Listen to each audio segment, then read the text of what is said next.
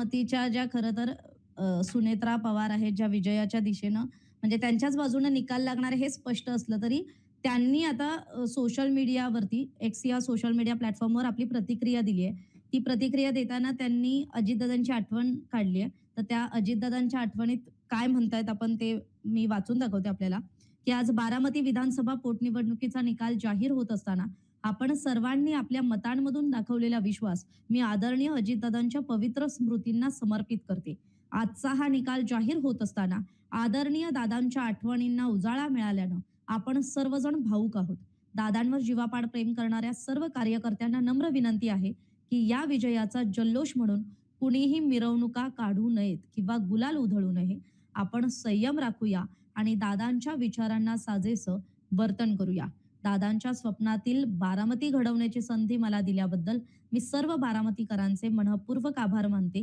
हा शेवट नाही तर ही तर फक्त सुरुवात आहे निर्धाराची, संघर्षाची आणि नव्या बारामतीची. त्यामुळे बारामतीत सुनेत्रा पवार या विजयी होणार हे स्पष्ट असलं तरी त्यांनी जो आपल्या कार्यकर्त्यांना केलेला आवाहन आहे ते सुद्धा महत्वाचं आहे की संयम राखा आणि दादांच्या विचारांना साजेसं वर्तन करा.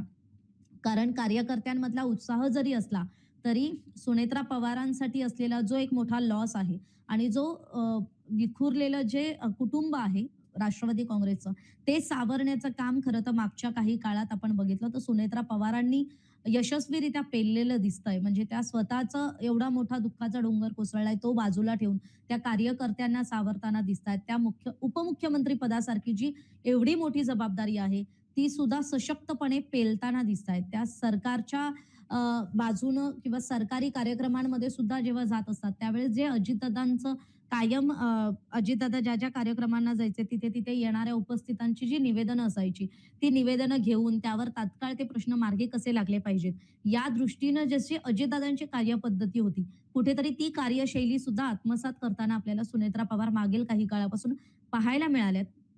त्यामुळे आता हे सगळं जे चित्र आहे म्हणजे बारामतीची पोटनिवडणूक ही एका हाती सुनेत्रा पवार जरी जिंकणार असल्या तरी कार्यकर्त्यांना पदाधिकाऱ्यांना तो संयम ठेवणं अजितदादांनी दिलेली जी शिकवण आहे की आपल्याला संयम ठेवायचा आहे, आपल्याला बारामतीचा विकास करायचा आहे आणि बारामतीचा विकास करत असतानाच आपल्याला जो आपला सोबत असणारा जो मित्रपक्ष आहे, इतर जे पदाधिकारी आहेत, कार्यकर्ते आहेत, ज्यांना कुणाला तुटल्याची भावना असेल, त्यांना मात्र सावरण्याचं काम या सुनेत्रा पवार करताना दिसतात.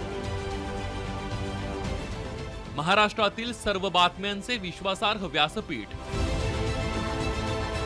सकाळच्या सर्व सोशल मीडिया प्लॅटफॉर्मला लाईक, फॉलो आणि सबस्क्राईब करा. तसंच सर्व नोटिफिकेशनसाठी बेल आयकॉन प्रेस करायला विसरू नका.